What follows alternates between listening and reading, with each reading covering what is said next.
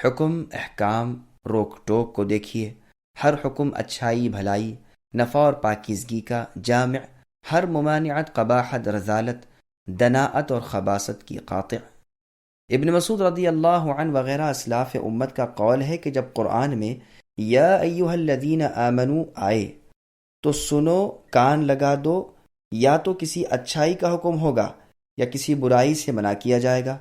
خود پروردگار عالم فرماتے ہیں یأمرہم بالمعروف وینہاہم عن المنکر ویحل لہم الطیبات ویحرم علیہم الخبائث ویضع عنہم اسرہم والاغلال التي كانت علیہم، یعنی بھلائیوں کا حکم اللہ دیتے ہیں، برائیوں سے روکتے ہیں، پاکیزہ چیزوں کو حلال کرتے ہیں، خبیث چیزیں حرام کرتے ہیں، وہ بوجھل بیڑیاں جو پاؤں میں تھیں، وہ سخت طوق جو گلے میں تھے، اتار پھینکتے ہیں۔ قیامت کے بیان کی آیات، وہاں کے ہولناک منظر، جنت دوزخ کا بیان، رحمتوں اور زحمتوں کا پورا پورا وصف، اولیاء اللہ کے لیے طرح طرح کی نعمتیں، اللہ کے دشمنوں کے لیے طرح طرح کے عذاب، کہیں بشارت ہے کہیں ڈراوا ہے، کہیں نیکیوں کی طرف رغبت ہے کہیں بدکاریوں سے ممانعت ہے، کہیں دنیا کی طرف زہد کرنے کی کہیں آخرت کی طرف رغبت کرنے کی تعلیم ہے۔ یہی وہ تمام آیات ہیں جو راہ راست دکھاتی، بہترین رہنمائی کرتی ہیں اور اللہ کی پسندیدہ شریعت کی طرف جھکاتی ہیں اور دلوں کو جلا یعنی فرحت دیتی ہیں اور شیطانی دروازوں کو بند کر دیتی ہیں اور برے اثرات زائل کرتی ہیں۔ قرآن نبی صلی اللہ علیہ وسلم کے لیے سب سے بڑا معجزہ ہے۔ صحیح بخاری و مسلم میں بروایت ابو ہریرہ رضی اللہ عنہ مروی ہے کہ رسول اللہ صلی اللہ علیہ وسلم نے فرمایا، ہر نبی کو ایسے معجزے دیے گئے کہ جنہیں دیکھ کر لوگ ان پر ایمان لائے، اور میرا معجزہ اللہ کی وحی یعنی قرآن پاک ہے۔ اس لیے مجھے امید ہے کہ میرے متبعین یعنی میری پیروی کرنے والے بنسبت اور نبیوں کے بہت زیادہ ہوں گے، اس لیے کہ اور انبیاء کے معجزے ان کے ساتھ چلے گئے، لیکن رسول اللہ کا یہ معجزہ قرآن مجید قیامت تک باقی رہے گا، لوگ اسے دیکھتے جائیں گے اور اسلام میں داخل ہوتے جائیں گے۔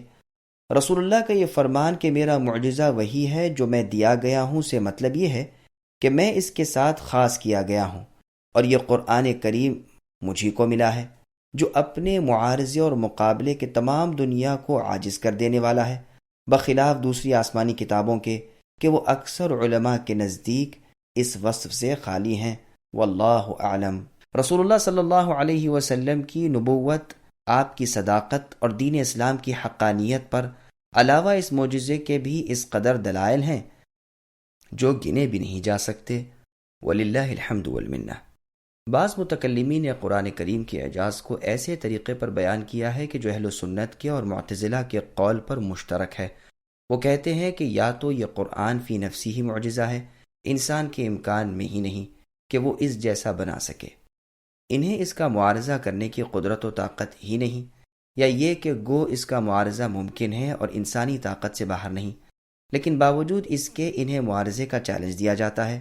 وہ عداوت اور دشمنی میں بڑے ہوئے ہیں، وہ دین حق کو مٹانے کے لیے ہر وقت ہر طاقت کے خرچ کرنے اور ہر چیز کے برباد کرنے کے لیے تیار ہیں، لیکن تاہم قرآن کا معارضہ اور مقابلہ ان سے نہیں کیا جا سکتا۔ یہ دلیل ہے اس بات پر کہ یہ قرآن کریم اللہ کی جانب سے ہے کہ باوجود قدرت اور طاقت ہونے کے وہ انہیں روک دیتے ہیں اور وہ قرآن کا مثل پیش کرنے سے عاجز ہو جاتے ہیں۔ گو یہ دوسری وجہ اتنی پسندیدہ نہیں، تاہم اگر اسے بھی مان لیا جائے تو اس سے بھی قرآن کا معجزہ ہونا ثابت ہے، جو بطریقہ تنزل حمایت حق اور مناظرے کی خاطر صلاحیت رکھتا ہے۔ رازی نے بھی چھوٹی چھوٹی صورتوں کے سوال کے جواب میں یہی طریقہ اختیار کیا ہے۔ وقود اور حجارہ سے کیا مراد ہے؟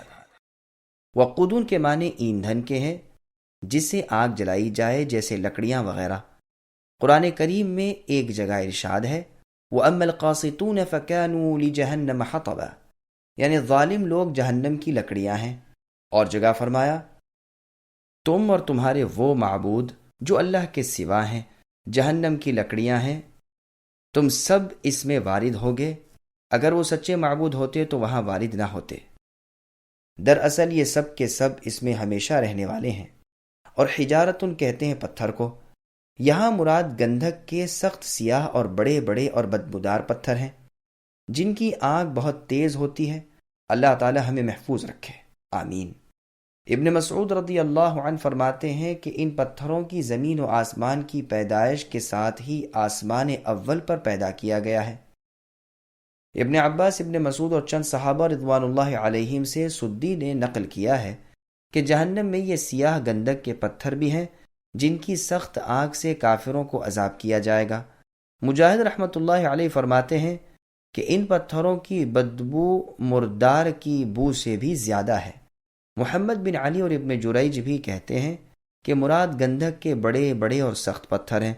بعض نے کہا ہے مراد وہ پتھر ہیں جن کی تصویریں وغیرہ بنائی جاتی تھیں اور پھر ان کی پرستش کی جاتی تھی، جیسے اور جگہ ہے انکم وما تعبدون من دون اللہ حصب جہنم، یعنی تم اور تمہارے وہ معبود جو اللہ کے سوا ہیں جہنم کی لکڑیاں ہیں۔ قرطبی اور رازی نے اسی قول کو ترجیح دی ہے اور کہا ہے کہ گندھک کے پتھر کو آگ لگنا کوئی نئی بات نہیں، اس لیے مراد یہی اصنام و انداد بت اور جو پتھر کسی شکل میں بھی اللہ تعالیٰ کے سوا پوجے جاتے ہوں، لیکن یہ وجہ کوئی قوی وجہ نہیں، اس لیے کہ جب آگ گندھک کے پتھروں سے سلگائی جائے تو ظاہر ہے کہ اس کی تیز اور حرارت معمولی آگ سے بہت زیادہ ہوگی، اس کا بھڑکنا اور جلنا اور سوزش اور شعلے بھی بہت زیادہ ہوں گے۔ علاوہ اس کے پھر سلف سے بھی اس کی تفسیر یہی مروی ہے۔ اسی طرح ان پتھروں میں آگ کا لگنا بھی ظاہر ہے، اور آیت میں مقصود آگ کی تیزی اور اس کی سوزش کا بیان کرنا ہے، اور اس کے بیان کے لیے بھی یہاں پتھر سے مراد گندھک کے پتھر لینا ہی زیادہ مناسب ہے، تاکہ وہ آگ تیز ہو اور اس سے بھی عذاب میں سختی ہو۔ قرآن کریم میں ہے کلما خبت زدناہم سعیرا، جہاں جہنم میں شعلے ہلکے ہوئے کہ ہم نے اور بھڑکا دیا۔ اعدت یعنی تیار کی گئی ہے سے مراد بظاہر یہی معلوم ہوتا ہے کہ وہ آگ کافروں کے لیے تیار کی گئی ہے، اور یہ بھی ہو سکتا ہے کہ مراد پتھر ہوں، یعنی وہ پتھر جو تیار کیے گئے ہیں کافروں کے لیے۔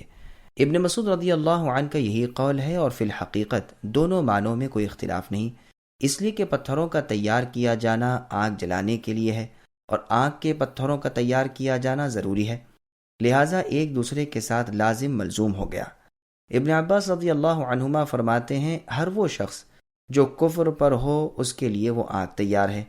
اس آیت سے استدلال کیا گیا ہے کہ جہنم اب موجود اور پیدا شدہ ہے، کیونکہ اعدت کا لفظ ہے، اور اس کی دلیل میں بہت سی احادیث بھی ہیں۔ جہنم اب بھی موجود ہے۔ صحیح بخاری کی ایک لمبی حدیث میں ہے جنت اور دوزخ میں جھگڑا ہوا۔ بخاری کی دوسری حدیث میں ہے جہنم نے اللہ تعالیٰ سے 2 سانس لینے کی اجازت چاہی، اور اسے سردی میں 1 سانس لینے کی اور گرمی میں 2 سانس لینے کی اجازت دی گئی۔ صحیح مسلم کی حدیث میں ہے صحابہ رضی اللہ عنہ کہتے ہیں ہم نے ایک مرتبہ بڑے زور کی ایک آواز سنی، رسول اللہ سے پوچھا یہ کس چیز کی آواز ہے؟ رسول اللہ نے فرمایا 70 سال پہلے ایک پتھر جہنم میں پھینکا گیا تھا، آج وہ پہنچا ہے، یعنی اس کی تہ میں۔ اور صحیح بخاری کی حدیث میں ہے کہ رسول اللہ نے سورج گہن کی نماز پڑھتے ہوئے جہنم کو دیکھا۔ 5ویں حدیث میں ہے کہ رسول اللہ نے شب معراج میں جہنم کو اور اس کے عذابوں کو ملاحظہ فرمایا۔ اسی طرح کی اور بہت سی صحیح متواتر احادیث مروی ہیں۔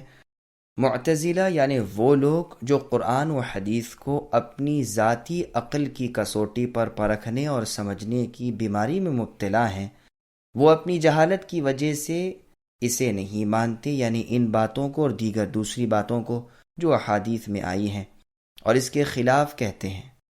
اور اندلس کے قاضی منذر ابن سعید بلوطی نے بھی ان معتزلہ عقل پرستوں کی موافقت کر رکھی ہے۔ اللہ تعالیٰ سے ہم اپنے دین میں کسی فتنے میں مبتلا ہو جانے اور گمراہ فرقوں کی گمراہ کن باتوں میں آ کر گمراہ ہو جانے سے پناہ مانگتے ہیں۔ فَأْتُوا بِسُورَةٍ سے کون سی صورت مراد ہے؟ یاد رکھنا چاہیے کہ یہاں اور سورہ یونس میں جو کہا گیا ہے کہ ایک ہی صورت اس کے مانند لاؤ، شامل ہے چھوٹی بڑی ہر صورت کو، اس لیے کہ عربی کے قواعد کے مطابق جو اسم نکرہ ہو اور شرط کے طور پر لایا گیا ہو وہ عمومیت کا فائدہ دیتا ہے، جیسے کہ نکرہ نفی کے تحت میں استغراق کا فائدہ دیتا ہے۔ پس بڑی اور چھوٹی صورتوں ہر ایک میں اعجاز ہے، اور اس بات پر سلف و خلف کا اتفاق ہے۔ امام رازی اپنی تفسیر میں لکھتے ہیں کہ اگر کوئی کہے کہ سورہ کا لفظ سورہ کوثر اور سورہ عصر اور سورہ قل یا ایھا الکافرون جیسی چھوٹی صورتوں کو بھی شامل ہے، اور یہ بھی یقین ہو کہ اس جیسی یا اس کے قریب قریب کسی صورت کو بنا لینا ممکن ہے، اسے انسانی طاقت سے خارج کہنا نری ہٹ دھرمی اور بیجا طرفداری ہے۔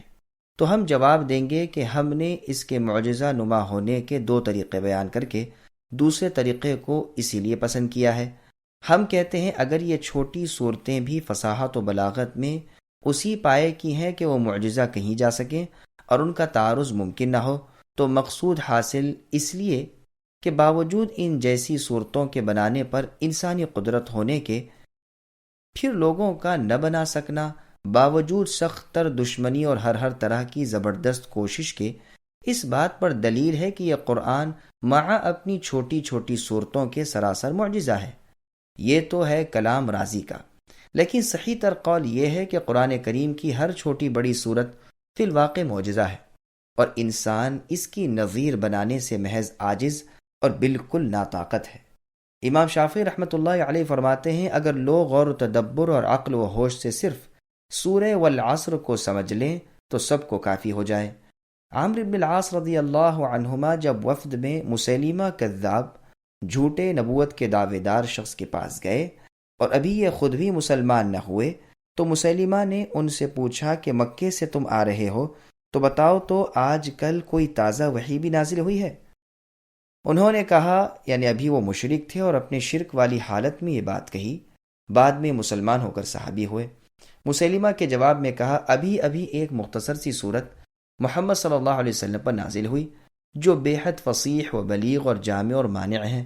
پھر سورہ والعصر پڑھ کر سنائی تو مسیلمہ کذاب نے کچھ دیر سوچ کر اس کے مقابلے میں کہا کہ مجھ پر بھی ایک ایسی ہی صورت نازل ہوئی ہے۔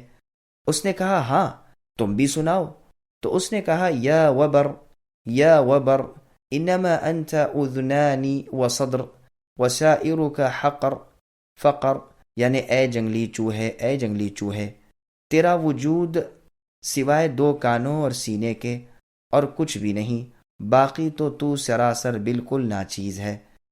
پھر مسیلمہ فخریہ طور پر کہنے لگا، کہو اے عمرو، کیسی کہی؟ انہوں نے کہا، مجھ سے کیا پوچھتے ہو، اسے تو خود جانتا ہے کہ سراسر کذب یعنی جھوٹ اور بہتان الزام تراشی ہے۔